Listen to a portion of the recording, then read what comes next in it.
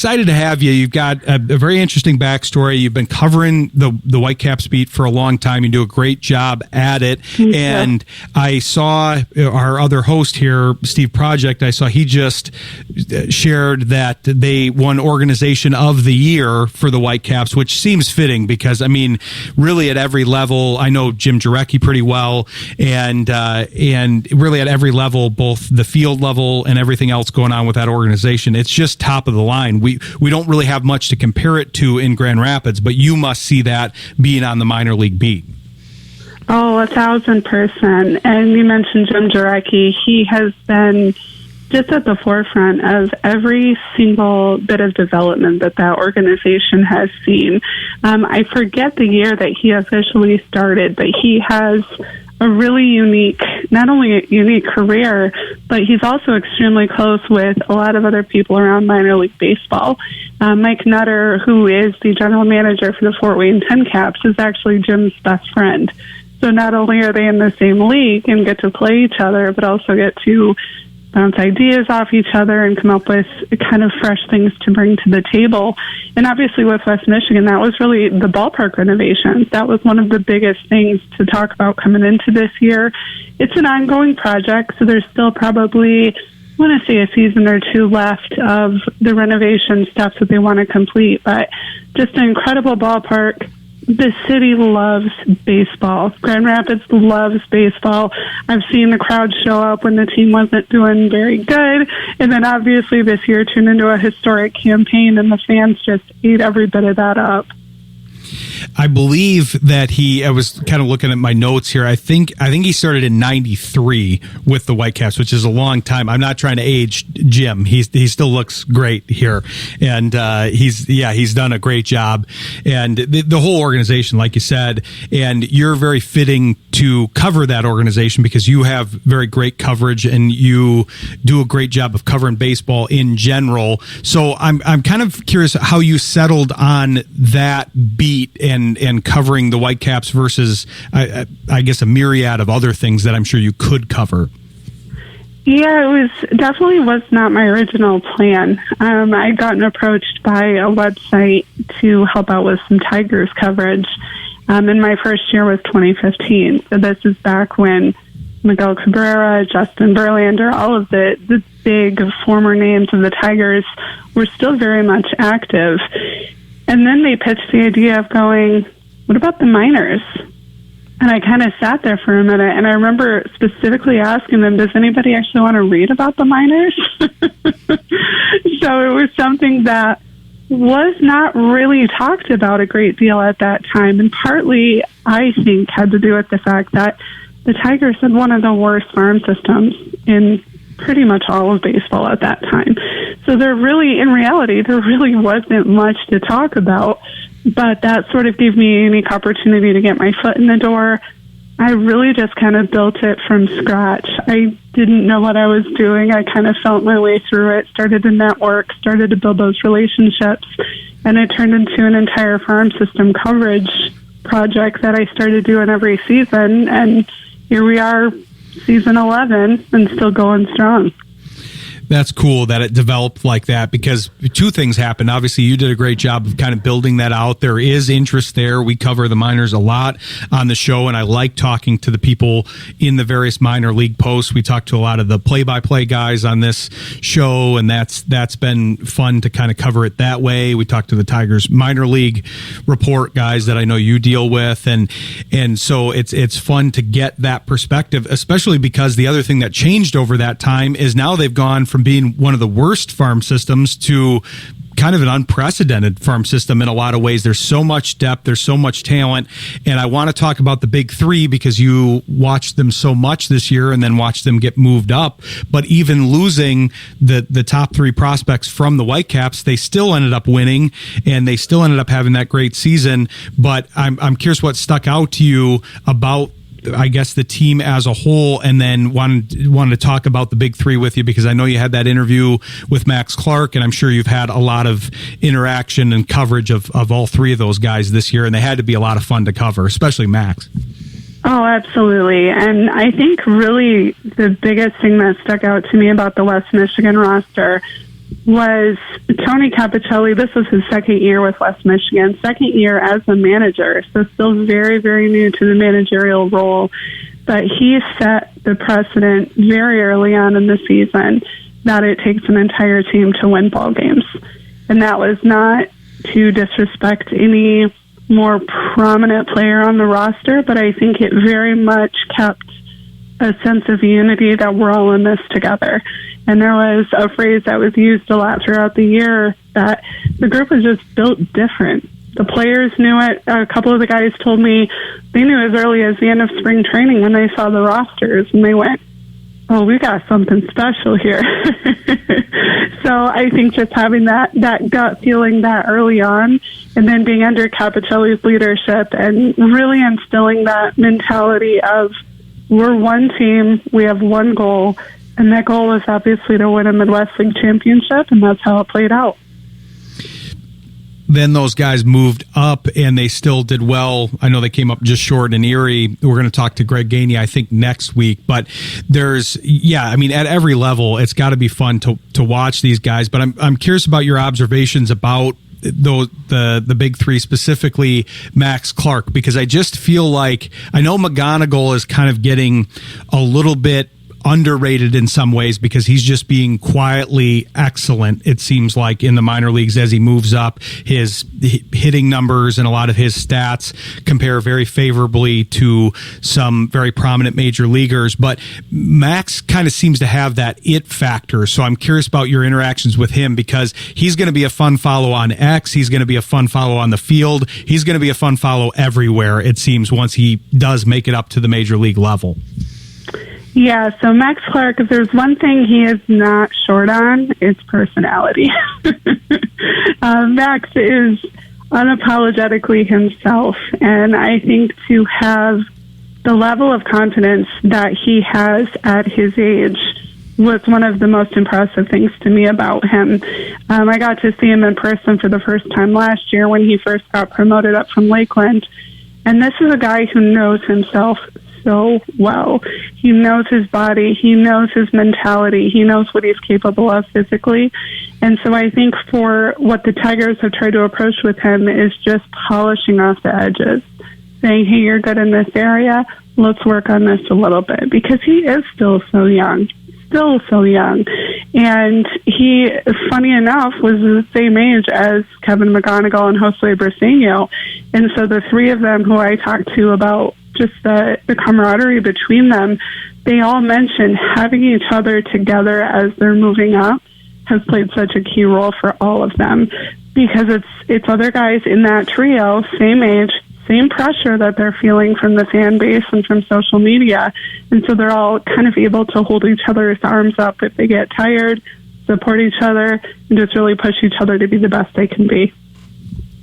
That continuity, I'm glad you brought that up, because that continuity has to be very valuable to them. It's very hard to find that in the minor leagues. So the fact that they're keeping them together, I think, is a great strategy. I'm curious how that's going to look moving forward, if they're going to try to keep that up, or obviously they're probably going to develop at some point at different levels, and then they're obviously going into different positions, so it's going to maybe be hard to do that all the way to the major leagues. But yeah, Max is a fun follow, especially on X, for being such a young guy. I was noticing a lot of trending stuff on the strike zone, as I'm sure you did too, over the playoffs here. That's been a big discussion for the playoffs specifically, and for the information about Alex Tosi missing 23 calls in Game 1 of the Mariners series. Max just said bro, and that had 239,000 views. I would say that makes him kind of an it guy. Yeah, Max he definitely has the social media game down to a science. And as an athlete, especially as a professional athlete, you have to know how to work that system nowadays, because it's such a key to every sports avenue to have a presence, to kind of become known to your followers. It makes you more sort of approachable, more attainable, in some senses more relatable. But then on the flip side, it's a really interesting dynamic because Kevin McGonigal would be happy as a clam to just play baseball. He's a wonderful person. He's so pleasant to talk to, but he's not that big, vibrant personality, and he's okay with that. And he acknowledges that's Max, he's him, I'm me, but that just shows you the different dynamics that these personalities bring to the table, because you have two players, well, including Josue, players who could not be more different, but have such respect for each other. If you ask Max who the best baseball player is, he'll say Kevin McGonigal without even missing a beat. You ask Kevin points right back to Max and Josue. So it's very much this shared respect about you're embracing who you are, you're embracing your personality and bringing that to the table. But at the end of the day, you just have to show that you can be dominant enough to move up to the majors, and that's the direction all three of those guys are headed. I can see some sort of Lethal Weapon-esque buddy comedy in the works with those guys. I feel like you got the straight-laced guy and then you got the crazy guy. That would work very well with McGonigal and Clark here, and then you got to work in Briseño somehow into that mix. But yeah, it's been fun to follow all these guys. There's a lot of great talent in the system, as you mentioned. Want to take a quick break, but we'll come back and talk about the Tigers because obviously they're in the playoff run here. And I know you were getting some of this, speaking of X accounts, I know you were getting some of this on your X account with people kind of getting a little whiny towards the end of the season about the status of the Tigers and trying to whine to you about it. And now all of a sudden they've won a series and things have turned around. So the ups and downs of baseball, I want to talk about that a little bit after the break. But we'll be back with Emily Waldon. Stick with us. You're listening to Sports Intel on Jethro FM. Coming back here with Emily Waldon, talking about Whitecaps and Tigers. Emily, it always cracks me up because I saw you say something in response to the, I'm sure, many tweets that you get and messages that you get. It's funny that people have a hard time grasping the up and down nature of the baseball season. We all inherently know that this happens, and I was trying to say this on the show last week because they were drawing Cleveland. I know everybody was kind of in a bad mood about that, especially with the way the season ended. But what I was trying to say is you've got a couple laws that are going on, and there's mathematical laws to a lot of this stuff. And in baseball, they're definitely true. The law of large numbers, the law of averages, whatever you want to call it, and the law of continuation. It's always the law of large numbers that comes into effect, and the scales kind of balance out. And that's what happened to a degree in the first series. But you have to kind of shake your head when you're getting a lot of heat. One, because what control do you have over the situation? But two, because you have to be saying to yourself, hey, it's going in waves. Yeah, Cleveland hit a hot wave like Detroit did last year. Detroit kind of tanked a little bit at the end of the season, but heading into the playoffs, now things are resetting, and they're looking pretty good here after erasing Cleveland and now moving on to Seattle. Yeah, it's definitely been an experience this season. I will say that for sure. I laughed to myself because I told a friend of mine, I said, it always seems to come down to the Tigers and the Guardians. No matter how you paint it, no matter what you think the season is going to go like, it always ends up with those two clubs. And something I really appreciated about watching how Cleveland operated, and hopefully nobody, comes at me for this, but that's a team that figured out how to capitalize in really big ways. And I think that's where they saw the Tigers hit the skid that they hit, and Cleveland went, oh, here's an opportunity. And they ran with it. And you have to respect a club like that who knows how to take advantage, especially when you're a club like Cleveland, who I believe had the lowest collective batting average for the season, if I remember right. So clearly the numbers were not in their favor, but that's the game. When you have a team that says, here's where we're at, here's what we have to accomplish, now we have to get creative to get to that point. And with the Tigers, I think the way that they're navigating this, I think, is really impressive, because at the trade deadline, and I was very open about this, I was pretty frustrated with the lack of moves at the trade deadline, especially knowing what was needed and knowing the areas that the team was obviously lacking in. And I think it just speaks to the credit of guys like AJ Hinch, Chris Fetter, Robin Lund. The way they're working that pitching staff is really impressive, because that's not a pitching staff that you would refer to as dominant. They're more creative, and they know how to play against the lineups they're facing. They know how to really, spotlight the skill sets that they have. And I think it comes down to guys like Chris Fetter and Robin Lund, who have really shaped those guys to make the most of what they bring to the table. So I think if they can keep that edge against Seattle, they have as much of a chance as anybody, but they're going to have to stay sharp, and the pitching staff is going to have to get that run support. That's interesting that you felt that way at the deadline. I'm curious, you're a perfect person to ask this, because I like that they kind of went low risk. I can understand kind of adding in some of those pieces that you're talking about, but I was almost looking at it in the opposite way, but same conclusion as you. And I'm curious if you see it this way. We talked about kind of the flooding of the minor league system with talent. And one of the things that stuck out to me, this is kind of a weird argument in a way, but it makes sense in my head. I'm curious if it makes sense to you. They have such an influx of talent that eventually is going to kind of get compressed, because only a certain amount can rise through the system and be elite and go to the major league roster, and you only have a certain amount of spots.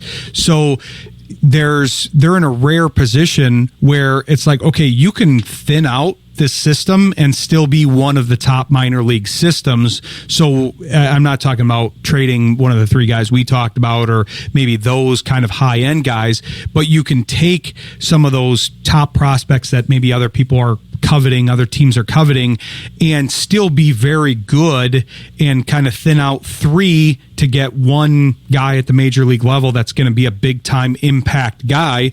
Because in most cases, 3-for-1 isn't good because you're thinning out your system, but there could be some thinning in this Tigers system to make sure to not compress everybody else and give everybody else headroom within both the minor league system and the major league system. So I'm curious if that kind of factored in to your thought process at the deadline too. So in regards to the depth that the farm system has right now, it's almost entirely positional. And what the organization really is lacking right now is notable dominant pitchers. So I think when the trade deadline came along, there was a really unique opportunity, like you said, to move some of those positional players to stock up on more arms because of the position the Tigers were in. They came screaming out of the gate when the season started, and you could tell they were going to be a contender. And I've always been a firm believer that if you're a contending team, you make moves to solidify your position as a contender and put you in that better of a position going into the postseason. So, you gamble a little bit. Sometimes moves work, sometimes they don't. But I personally think they could have been a bit more active on that front. I agree. And the moves, obviously, in retrospect, they didn't give up too much, but they didn't get a lot in return. Finnegan has worked out pretty well. He had the outing the other night, but he's worked out pretty well overall. Everybody's all over the place on Montero, and we have two Monteros, so that becomes confusing when you tweet about a Montero too, because people have been running into situations there. But I'm curious how you see this series going against Seattle. You talked about the pitching matchups and staying sharp, but obviously I think people were kind of depending on that Skubal game, hoping they would win that one on the backside of winning the first one in kind of surprising fashion. But how do you see this one playing out? Well, and I think the mention of Skubal, that's a perfect example of why more pitching is needed, because it's come to a place where you really are depending on one arm to be the dependable one. And I think that as the bullpen gets a little more confident, and if they can stay in that rhythm, I think your biggest thing is really just staying ahead of the Mariners lineup. They have so many good hitters on that team, so many good hitters. And then you have guys like Jorge Polanco who come out of nowhere and tagged Scooble for a pair of home runs. And that obviously was not on people's bingo card for last night. But a scout told me yesterday, he said something people forget. Everybody on that roster deserves to be there. Everybody on that roster has done something to earn the spot to start for Seattle. And so I think just remembering that you're going to be surprised. And you have to be on the top of your game, and that Seattle team can hit. So I think staying ahead of that lineup from a pitching standpoint, and then you have to have guys like Dingler, Torkelson, Riley Green, Kerry Carpenter. They've all got to contribute. So if they can stay in that position, I think they've got a great shot. It'll be an interesting series. I'm excited that we've got more baseball to talk about here, even though I'm sure it's been a long season for you. But we appreciate you joining the show, and tell people the places they can follow you here. Yeah, so currently writing for Baseball America, and then over at Just Baseball Media. Started up with them this year, so doing prospect coverage for them. And then very active, probably sometimes too much, on Twitter, otherwise known as X. And you can find me at Emily C. Waldon. So still enjoying some fun stuff, getting ready to go out to Arizona Fall League in a couple weeks. So baseball's not quite done yet. We're having fun. Be sure to follow Emily. It's great coverage, especially of the local team here of the Whitecaps, but across the minor league system and the Tigers as a whole. So we appreciate you joining the show, and hopefully we'll be able to have you back on again here at some point. Yeah, of course. Thanks again for having me. No problem. Thanks, Emily. Have a good night.